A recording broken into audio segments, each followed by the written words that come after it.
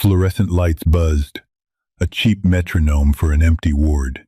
Blood dried under Chloe's fingernails, not from trauma, but a botched IV on a 90-year-old. 3 weeks off orientation, abandoned on the graveyard shift, she prayed for a quiet night. Instead, a military helicopter dropped out of the sky. The fourth floor of St. Jude's Medical Center smelled like stale graham crackers, cheap industrial bleach, and the lingering, metallic scent of old age. It was 3:14 a.m. The absolute dead center of the graveyard shift, that hollow hour where the human body naturally wants to shut down, and the hospital walls seem to hum with a low, miserable frequency. Chloe stood at the main nursing station, her knuckles resting on the faux wood laminate of the counter. The laminate was peeling at the corners, revealing gray particle board beneath. She stared at the blinking cursor on her charting screen, her eyes burning as if someone had rubbed fine grit beneath her eyelids. 3 weeks. That was all it had been since she officially came off orientation. 3 weeks since they took off the training wheels, patted her on the back, and threw her to the wolves. Tonight, the wolves were disguised as a severe staffing shortage. Brenda, the senior nurse who was supposed to be running the floor, had texted at 10 o'clock complaining of a migraine nursing code for being utterly burned out and refusing to deal with a weekend shift. The night supervisor, a burnt-out woman named Patty who wore clogs that squeaked like dying mice, had simply looked Chloe in the eye and said, "You've got 8 patients. None of them are critical. Keep them breathing until 0700. Page the on-call if someone codes." Chloe dragged a hand down her face, the rough, cheap fabric of her hospital-issued scrubs pulling at her shoulder. She didn't feel like a nurse. She didn't feel like the crisp, confident professional promised by 4 years of grueling college exams and clinicals. She felt like an underpaid, over-caffeinated babysitter waiting for a disaster she wasn't qualified to handle. Down the hall, a bed alarm shrieked, a sharp, electronic beep beep beep beep that drilled directly into her molars. Chloe sighed, the sound escaping her as a long, defeated exhale. She pushed away from the desk, her rubber-soled shoes sticking slightly to the waxed linoleum. Room 412, Mr. Henderson. She pushed the heavy wooden door open. The room was dark, illuminated only by the pale, sickly glow of the telemetry monitor, and the amber streetlights filtering through the cheap plastic blinds. Mr. Henderson, 88 years old with end-stage renal failure and a touch of sundowning dementia, had one leg thrown over the safety rail. His thin, papery skin looked bruised in the dim light, and his fingers were aggressively picking at the tape securing his peripheral IV. "Mr. Henderson." "No, we need to keep that in," Chloe said, her voice dropping into that practiced, soothing register that felt entirely unnatural to her. "Bus is here," the old man mumbled, swatting blindly at her hands. His breath smelled intensely of chalky antacids and decay. "Gotta catch the bus to Scranton." "There's no bus tonight, Arthur. Let's get your leg back in bed." She leaned over him, grabbing his calf. His leg was freezing, the skin dry and flaking beneath her latex gloves. It wasn't glamorous. It was intimate, sad, and exhausting. She managed to wrestle his leg back beneath the thin, scratchy hospital blanket, resetting the alarm mechanism beneath his mattress with a hard press of her thumb. She checked his IV site. The tape was peeling, the plastic cannula bent at a harsh angle against his bruised vein, but it wasn't leaking. Good enough. "Sleep, Mr. Henderson," she whispered, smoothing his sparse white hair flat against his damp forehead.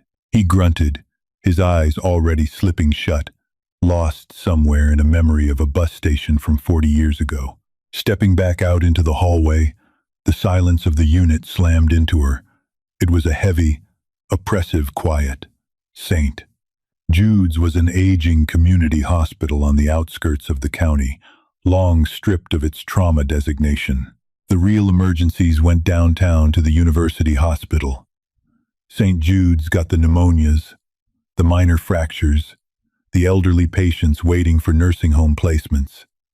It was a holding pen, Chloe walked back to the station and aggressively squirted a puddle of hand sanitizer into her palm. The sharp, alcoholic fumes burned her nostrils, a brief chemical wake-up call. She looked at the red plastic crash cart sitting against the wall. The breakaway lock dangled from the handle. She knew the inventory of that cart by heart. She knew how to push epinephrine, how to shock a fibrillating heart. But the thought of actually having to do it alone, with only a sleepy medical resident 2 floors away, made a cold sweat prickle at her hairline. She walked into the tiny windowless break room behind the desk. The coffee in the glass pot was black as crude oil and probably tasted like battery acid. She poured half a mug anyway, watching her own reflection in the grease-smudged glass of the microwave door. Her blonde hair was escaping its messy bun in lank strands. The dark circles under her eyes made her look bruised. "Just 3.5 more hours," she told her reflection, taking a sip of the scalding, bitter coffee. "Just keep them breathing." She didn't know it yet, but the quiet was already over. It started not with a sound, but with a physical sensation. Chloe was back at the computer, fighting with the clunky charting software, trying to document Mr. Henderson's midnight repositioning. She felt it in her jaw first, a microscopic, high-frequency vibration that made her teeth click together. She paused, her fingers hovering over the grease-shined keys of the keyboard. She frowned, looking up at the ceiling. The fluorescent light fixtures were trembling. Earthquake? No, the vibration was rhythmic. A steady, concussive thumping that was slowly growing heavier. Thump, thump, thump. It felt like a massive diesel truck idling directly outside the window, but the 4th floor was 50 feet above street level. Then came the noise. It wasn't the high-pitched, whirring whine of the civilian medevac choppers she'd heard during her clinicals downtown. This was a deep, guttural roar that seemed to tear at the air itself. It was the sound of heavy machinery pushing the atmosphere out of its way through sheer violent force. On the desk, the heavy plastic base of her computer monitor began to rattle. The half-empty mug of coffee vibrated, tiny ripples forming concentric circles in the black liquid. "What the hell?" Chloe whispered, standing up. The emergency radio clipped to the wall, a device that hadn't made a sound in the 3 weeks she'd worked there, suddenly crackled. A burst of aggressive static hissed through the unit, followed by a voice distorted by panic and interference. "Dot incoming. St. Jude's, be advised, we have an unauthorized.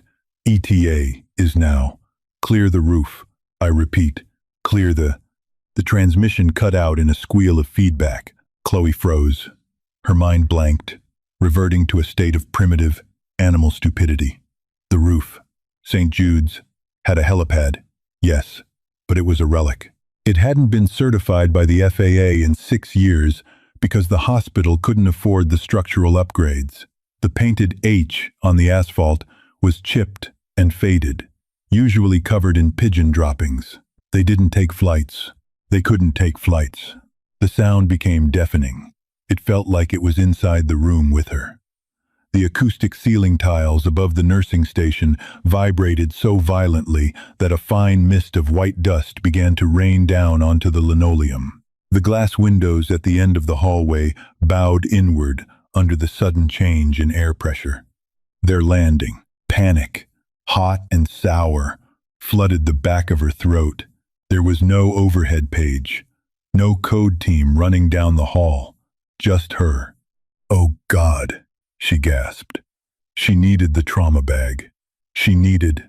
What did she need? She spun in a circle, her clogs squeaking loudly against the floor. She grabbed the red plastic crash cart, her sweaty fingers slipping on the handle, and yanked it forward. The wheels were locked. It tipped, slamming back down with a heavy, metallic crash that echoed down the quiet hallway. "Stupid! Stupid!" she hissed, violently kicking the wheel, locks up with the toe of her shoe. She shoved the heavy cart toward the double doors leading to the stairwell. The elevator to the roof was notoriously unreliable, and she wasn't about to get trapped in a metal box while a helicopter crushed the building. Her heart was hammering against her ribs like a trapped bird. She wasn't feeling heroic. She wasn't rushing toward danger with a steely gaze. She was terrified. She was a 23-year-old kid with a nursing degree who still had to Google medication interactions. She wanted to lock herself in the clean utility room and cry. She slammed her back against the stairwell door, pushing it open, dragging the heavy metal cart over the threshold.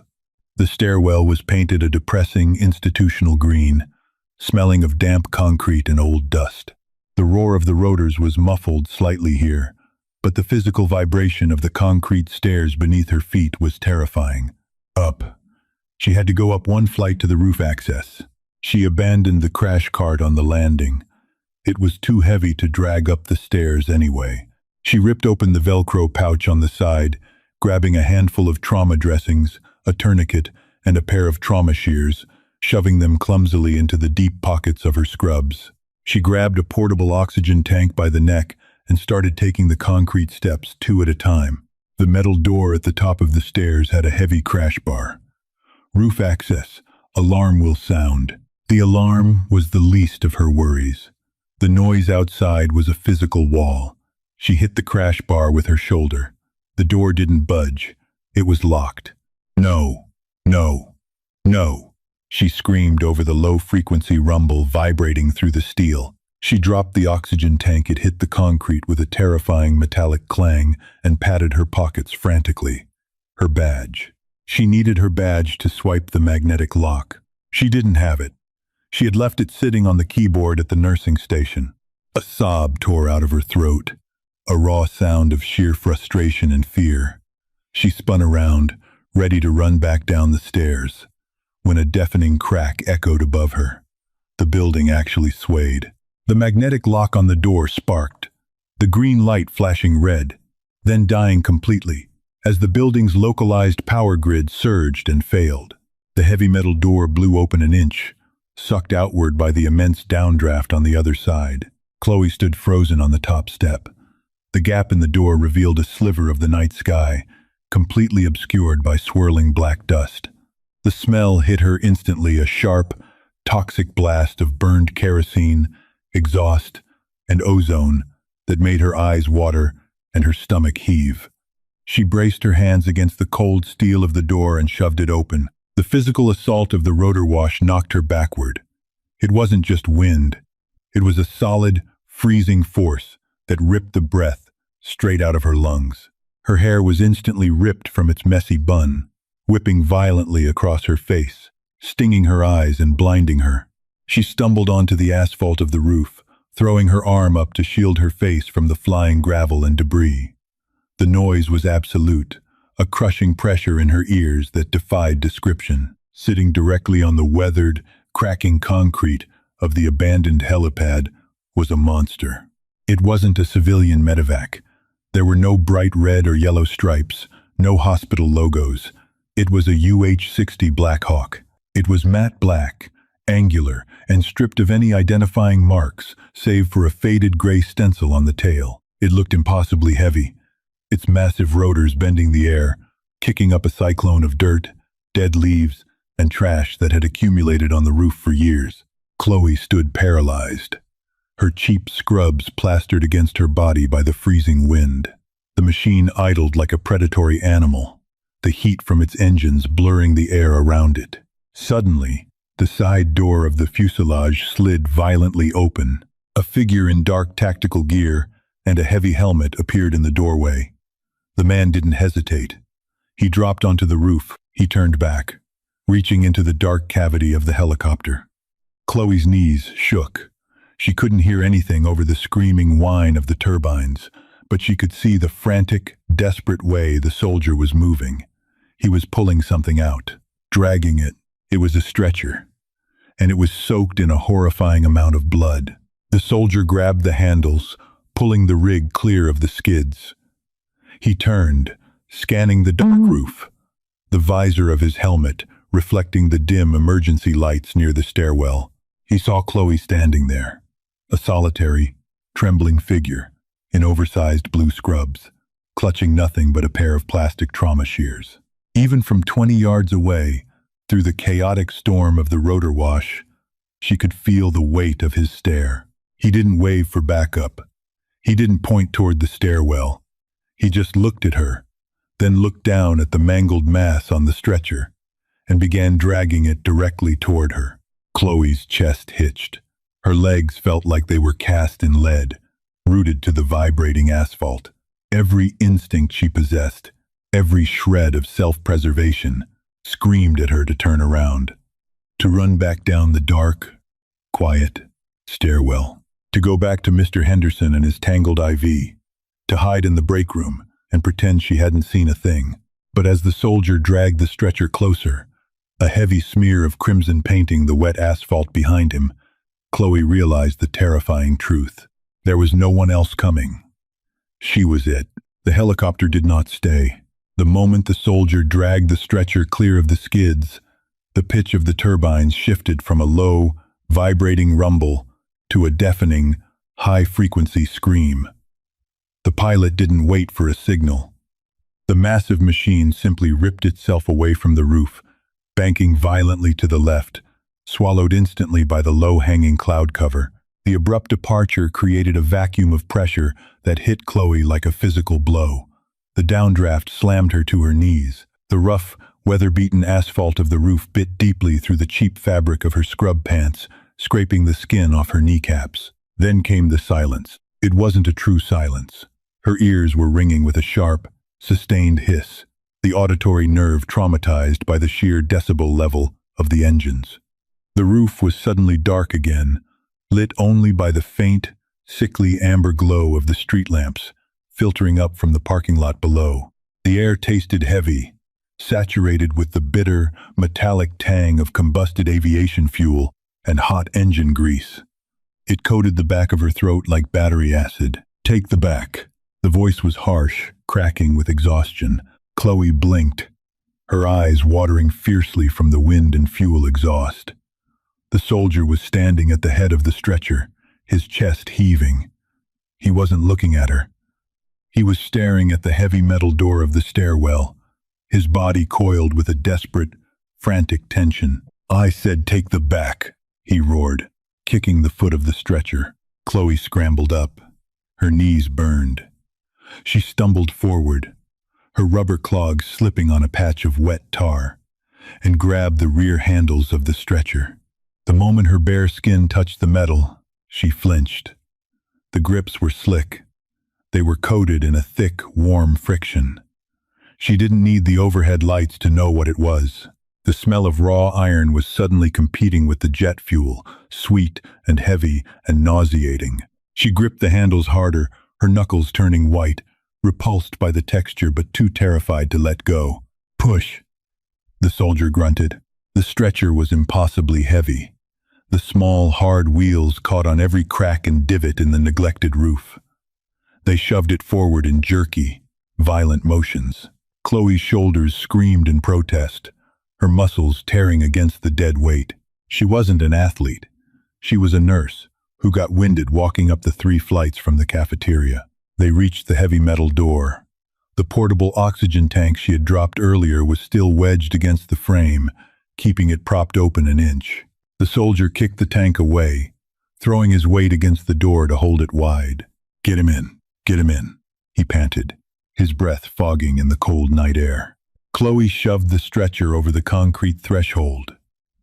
The front wheels cleared, but the back wheels snagged heavily on the metal track. She threw her hips against the back of the cot, driving it forward with a loud, metallic crash into the small square landing of the stairwell.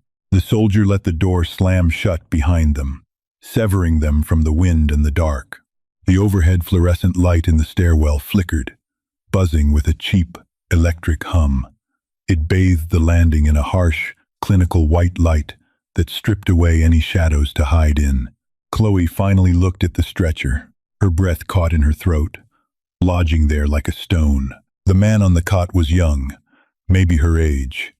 He wore a dark tactical uniform that had been brutally shredded from the waist down. He was violently pale, his skin the color of skim milk left out on a counter, coated in a fine sheen of cold sweat. His head lolled to the side, his eyes rolled back, showing only the yellowed whites. But it was his right leg that made Chloe's stomach violently cramp. The fabric at his groin was completely saturated, dyed a heavy, glistening black purple. High up on his thigh, inches below the pelvis, a thick webbed canvas belt had been twisted fiercely into a makeshift tourniquet. It was failing. Blood wasn't pooling, it was pulsing. A slow, rhythmic, bubbling welling of thick, dark red that crested over the torn fabric and spilled off the side of the vinyl mattress, dripping steadily onto the institutional green concrete of the landing. Plop, plop, plop. Chloe stood frozen. Her brain hit a wall. She stared at the dripping blood, the rhythm perfectly syncing with the frantic hammering of her own heart. Call a code. Page the trauma team. Alert the blood bank. The protocols she had memorized for her boards looped uselessly in her head. She was in a concrete box smelling of old mop water. The blood bank was closed. The trauma team didn't exist. There was only a first-year medical resident currently asleep 2 floors down who got nervous ordering Tylenol. "It's a junctional bleed," the soldier gasped, sliding down the concrete wall until his knees hit the floor. He pulled his helmet off, dropping it with a heavy clatter. His hair was plastered to his skull. His face was gray, covered in a greasy mixture of camouflage paint and soot. He looked down at his own left arm, pressing a hand tightly against a dark, weeping tear in his sleeve. "Tourniquet won't catch the artery," he breathed, his chin resting on his chest. "It's too high." Chloe knew exactly what that meant. The femoral artery. It was torn above the crush point of the belt, bleeding directly out of the pelvic cavity. A massive, catastrophic hemorrhage. She took a half step backward, her shoulder blades hitting the heavy metal door. She wanted to run. She wanted to open the door, step out into the freezing wind, and pretend none of this was happening. She wasn't trained for this. She fixed IVs. She passed out sleeping pills. She held the hands of dying old men. She did not perform field surgery on mercenaries dropped from the sky. "Hey," the soldier coughed, his head snapping up. His eyes were wide, bloodshot, and feral. "He's emptying out. Do your job." The sheer hostility in his voice acted like a physical slap. Chloe broke her paralysis. Her hands shook violently as she dug into the deep pockets of her scrubs. She pulled out the handful of trauma dressings she had grabbed from the crash cart. The clear plastic wrappers were slippery, with the blood already coating her latex gloves. Her fingers were clumsy, numb. She couldn't get a grip to tear the perforation. Frustrated, a short, hysterical sob escaping her throat, she brought the package to her mouth and tore the thick plastic open with her teeth. The taste of cheap, sterile packaging and copper immediately coated her tongue. She spat the plastic out, pulling the long, accordion-folded white gauze free. She stepped up to the stretcher. The smell of the raw wound was overwhelming. Hot, metallic, and distinctly visceral, like a butcher's block left in the sun. "I have to pack it," she said. Her voice sounded small, pathetic. It echoed off the concrete walls, devoid of any professional authority. "Then pack it," the soldier hissed, struggling to push himself back up the wall. "Stop the leak." Chloe looked down at the ruined flesh. Packing a wound was brutal. It went against every human instinct. You didn't just cover it. You had to shove material deep into the cavity, forcing it directly against the severed artery, crushing the vessel against the bone to stop the flow. It caused immense, blinding pain. She took a breath that shuddered in her chest, and she shoved her fingers directly into the torn muscle. The heat was shocking. It was like plunging her bare hand into a bowl of hot, wet dough. The friction of the dry gauze scraping against the raw, torn fascia sent a violent shiver up her spine. The patient, who had been completely unresponsive, suddenly arched off the stretcher. A ragged, bubbling shriek tore from his throat. His jaw locked, his teeth grinding together so hard, Chloe heard the enamel crack. His arms flailed wildly, one heavy, gloved hand blindly striking Chloe in the shoulder, knocking her off balance. She recoiled, jerking her hand back, dropping the gauze. "I can't, he's fighting." "Do it." The soldier launched himself off the wall. He threw his upper body directly over the wounded man's chest, pinning his shoulders to the narrow mattress. The soldier's boots slipped on the bloody concrete, squeaking loudly. But he locked his arms, burying his face in the man's neck. "I've got him," the soldier grunted, his muscles straining against the thrashing body. "Find the artery, God damn it!" Chloe swallowed hard, tasting bile. She grabbed the bloody gauze and forced her hand back into the wound. She pushed deeper this time, past the torn muscle layers, her fingers searching blindly in the hot, slick cavity. The texture was awful, stringy, soft, yielding. She felt for the hard, unyielding ridge of the pelvis. Her middle finger brushed against a vibrating cord. It was pulsing violently, a high-pressure jet of heat beating rapidly against her glove. The severed femoral. "Found it," she choked out, tears of sheer stress welling in her eyes, blurring her vision. She started feeding the gauze in with her thumb, shoving fold after fold directly against the pulsing vessel. One roll, two. The cavity drank the fabric, soaking it instantly, turning the white cotton into heavy, saturated crimson blocks. "Pressure," the soldier commanded, his voice muffled against the patient's neck. Chloe locked her elbows. She stacked the heel of her right hand over her left, positioned directly over the packed wound, and leaned in.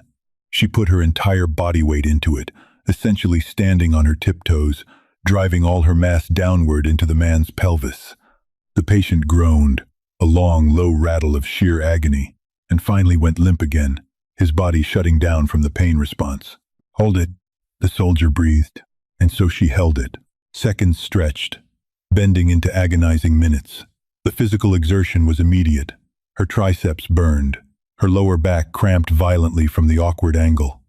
Her knees, already scraped raw from the roof, ached against the hard concrete of the landing. The only sounds in the stairwell were the harsh, ragged breathing of the soldier, the cheap electrical buzz of the overhead light, and the muffled, distant beep-beep-beep of a bed alarm echoing from the fourth floor below. Chloe watched the edges of the white gauze tightly packed in the wound. Blood was seeping through, but it was slowing. The rapid, bubbling welling had stopped. The blood on the concrete around her shoes was beginning to cool, changing from a slick liquid into a sticky, dark syrup. She looked up at the soldier. He was slumped over the patient's chest, staring blankly at the institutional green paint of the wall. His face was entirely hollow. Chloe slowly shifted her gaze down to her own arms. She was covered in it. Blood was packed under her fingernails, soaked completely through her blue scrub top, smeared in thick, drying streaks across her forearms. She didn't feel a rush of adrenaline. She didn't feel the pride of saving a life. She didn't feel like a hero. She felt violated. She felt dirty, utterly drained, and hollowed out. She felt like a 23-year-old kid who had just been forced to butcher a piece of meat to keep it from spoiling.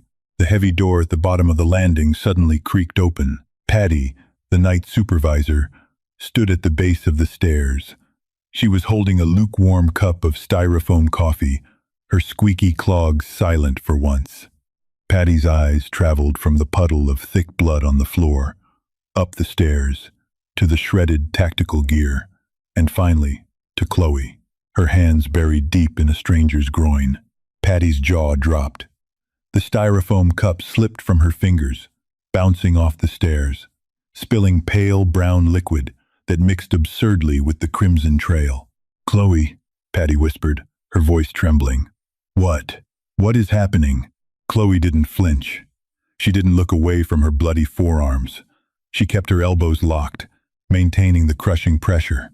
"Call the surgical resident," Chloe said. Her voice was entirely flat. The panic was gone, replaced by a cold, heavy exhaustion that settled deep into her bones. "Tell them they have a mess to clean up on the 4th floor.